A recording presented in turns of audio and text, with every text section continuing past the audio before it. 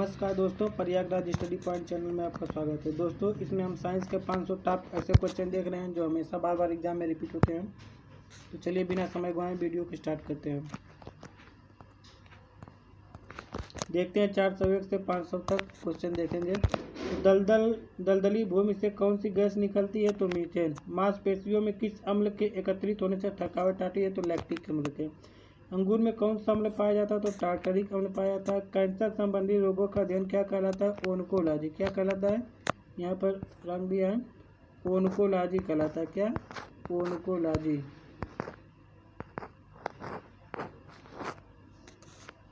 Next देखते हैं।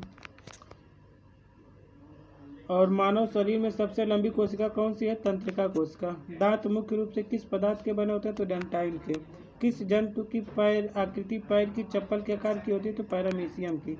केचुए की कितनी आंखें होती है? तो केचुआ की एक भी आंख नहीं होती है। गाजर में कौन सा विटामिन होता है? विटामिन ए होता है। निम्न में से किस पदार्थ में प्रोटीन नहीं पाया जाता? चावल। चावल में प्रोटीन नहीं पाया जाता है। देखते हैं नेक्स्ट। मानव का मस्तिष्क लगभग कितना होता है? तो वजन कितना होता है? तो 1350 ग्राम का। रक्त में पाई जाने वाली धातु कौन सी है? लोहा। अब पेड़ पौधों में बोले तो मैग्नीशियम नामक धातु पाई जाती है। किण्वन का उदाहरण है तो दूध का खट्टा होना, खाने की ब्रेड का बनना और गीले आटे का खट्टा होना, ये सब किण्वन का उदाहरण है। निम्न में से कौन सा आहार मानव शरीर में नए ऊतकों की वृद्धि के लिए पोषण प्रदान करता है? तो पनीर। निम्न में से कौन सा एक उड़ने वाली छिपकली? तो ड्रेको। ड्रेको जो छिपकली है, यह उड़ने वाली छिपकली है। घोंसला बनाने वाला एकमात्र सांप कौन सा है? तो किंग कोबरा। भारत में पाई जाने वाली सबसे बड़ी मछली कौन सी है? Whale shark. दालें किसका अच्छा स्रोत है? तो प्रोटीन का। देसी घी में से सुगंध क्यों आती है? तो डाई एसिटिल के कारण। देखते हैं नेक्स्ट। इंद्रधनुष में किस रंग का विक्षेपण अधिक होता है? तो लाल रंग का। टेलीविजन का आविष्कार कौन किया? तो J.L. बेयर्ड ने। हीरा चमकदार क्यों दिखाई देता है? तो आंतरिक सामूहिक परावर्तन के कारण, पूर्ण आंतरिक परावर्तन के कारण। गोबर गैस में मुख्य रूप से क्या होता है? तो मीथेन होता है। दूध की शुद्धता किस यंत्र से मापी जाती है? तो लैक्टोमीटर से। पृथ्वी पर सबसे अधिक मात्रा में पाया जाने वाला धातु कौन सा है? तो एल्युमिनियम है। मोती मुख्य रूप से किस पदार्थ का बना होता है? तो कैल्शियम कार्बोनेट का। मानव शरीर में सबसे अधिक मात्रा में कौन सा तत्व पाया जाता है? तो ऑक्सीजन। किस प्रकार के ऊतक शरीर के सुरक्षा कवच का कार्य करते हैं? तो एपिथेलियमी ऊतक। मनुष्य के सर्वप्रथम किस जंतु का पालतू बनाया था? तो कुत्ता को। देखते हैं नेक्स्ट।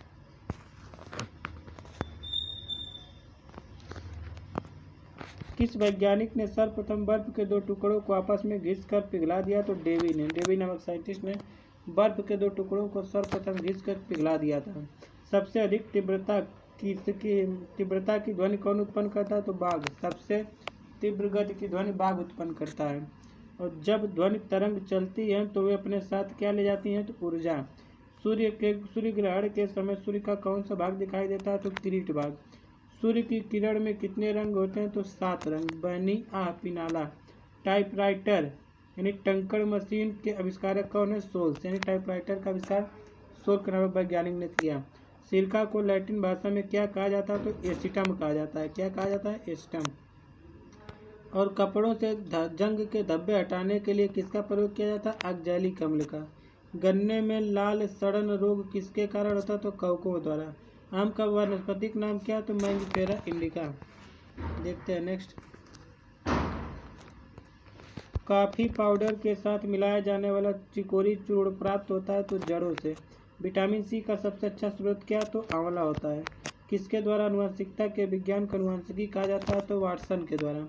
सौर ऊर्जा किससे प्राप्त होती है? तो सौर ऊर्जा सूर्य से प्राप्त होती है। धूल प्रदूषण रोकने के लिए सबसे उपयुक्त वृक्ष कौन सा है? तो नीम। निम्न में से ऊष्मा का सबसे अच्छा सुचालक कौन है? तो ठंडा पानी। नेक्स्ट देखते हैं।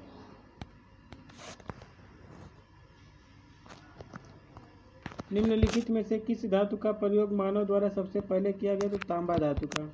निम्न में से किसके द्वारा सबसे अधिक ध्वनि प्रदूषण होता है? तो हवाई जहाज की उड़ान भरने से। और प्रकाश के छोटे छोटे कणों से मिलकर बना होता है? तो फोटॉन। क्या होता है? फोटॉन। अंतरिक्ष यात्री को बाह्य आकाश कैसा दिखाई देता है? काला। अस्त होते समय सूर्य लाल क्यों दिखाई देता है? तो प्रकीर्णन के कारण।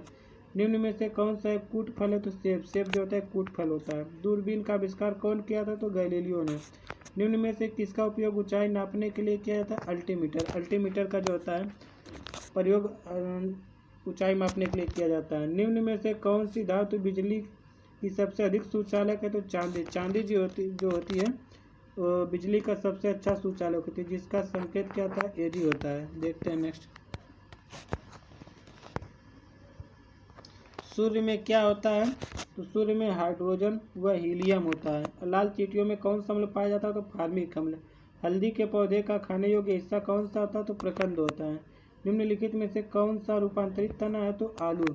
भोजपत्र उत्पन्न होता है तो बेटुला की छाल से। क्षोभमंडल शब्द किस वैज्ञानिक ने सबसे पहले प्रयोग किया? तो तीसरा द बोर ने। और कौन? क्षोभमंडल शब्द का प्रयोग सबसे पहले तीसरा द बोर ने किया था। और पृथ्वी से वापस होने वाले सौर विकिरण को क्या कहते हैं? पार्थिव विकिरण। और सूर्य ताप पृथ्वी पर किस प्रकार के तरंगों के रूप में पहुंचता? तो लघु तरंग के रूप में। द्वीपों की सर्वाधिक संख्या कहाँ पर है? तो प्रशांत महासागर में। देखते हैं नेक्स्ट। जब सूर्य, चंद्रमा एवं पृथ्वी एक ही सरल रेखा में स्थित होते हैं तब उस स्थिति को क्या कहा जाता है? तो दैनिक ज्वार कहते हैं। सर्वाधिक लवणता वाला सागर कौन सा है? तो वानलेक। वानलेक जो था सबसे अधिक लवणता वाला सागर है। किस प्रकार की मृदा का निर्माण रेगिस्तानी या उप रेगिस्तानी जलवायु दशाओं के अंतर्गत होता है? तो एरिडोसाल। क्या? एरिडोसाल मृदा का निर्माण रेगिस्तानी या उप रेगिस्तानी जलवायु दशाओं के अंतर्गत आता है। जल में पनपने वाले पौधों को क्या कहते हैं? हाइड्रोफाइट कहते हैं। मालाबार क्षेत्र में किस प्रकार की वनस्पति मिलती है? तो वर्षा वनस्पति मिलती है। एक्सरे का आविष्कार किसने किया था? तो रामतजन ने। प्याज लहसुन में गंध किस तत्व की उपस्थिति के कारण होता है? तो पोटेशियम के कारण।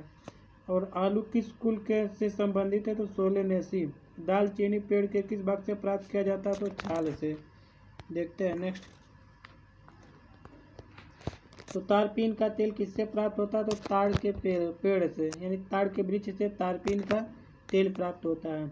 इस सदी के प्रारंभ में हवाई जहाज का आविष्कार कौन किया था? तो राइट ब्रदर्स ने। और दक्षिणी गोलार्ध में स्थित सबसे बड़ा कोयला क्षेत्र में कौन सा? तो न्यू कैसल। अब किस प्रकार की जलवायु में पाडजोल का निर्माण होता है? तो भूमध्य सागरीय। और पेट में भोजन को पचाने के लिए निम्नलिखित में से किसकी खास आवश्यकता होती है? तो एंजाइम की। कार्बन का शुद्ध रूप होता है तो हीरा।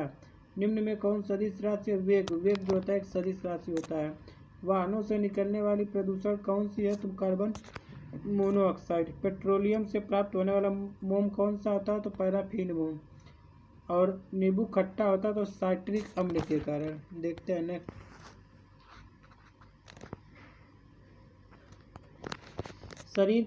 शराब का निर्माण किस क्रिया के परिणाम स्वरूप होता है? तो किण्वन के।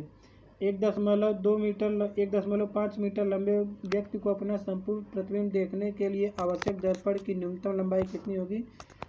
तो जितनी लंबाई है उसकी आधा, यानी 0.75 मीटर की लंबाई होनी चाहिए दर्पण की। पौधे के किस भाग से काफ़ी प्राप्त होता है? तो बीजों से। निम्नलिखित में से किसमें प्रोटीन का सबसे अधिक स्रोत पाया जाता है? तो सोयाबीन में।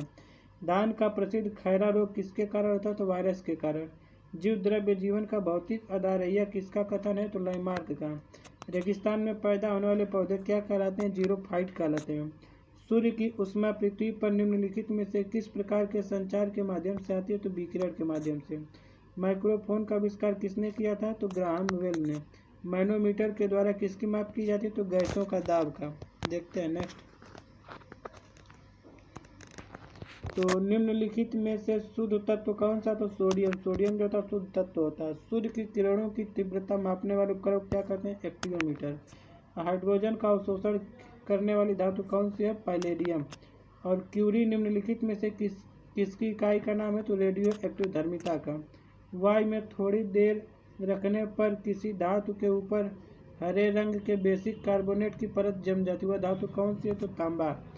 तारे अपनी ऊर्जा किस प्रकार प्राप्त करते हैं? नाभिकीय संयोजन के, यानी नाभिकीय संलयन के फलस्वरूप। और लोहे पर जंग लगना किसका उदाहरण है? तो ऑक्सीकरण का। निम्न में से कौन सी गैस वायु से हल्की होती है? तो अमोनिया।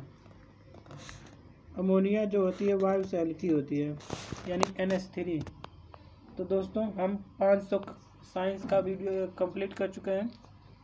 तो इसी तरह हम सब्जेक्ट का हर सब्जेक्ट का 1 लाइनर क्वेश्चन लाएंगे, जो कि किसी न किसी एग्जाम में पूछे हुए हैं। तो चलिए दोस्तों, मिलते हैं नेक्स्ट वीडियो में। तब तक जय हिंद, जय भारत।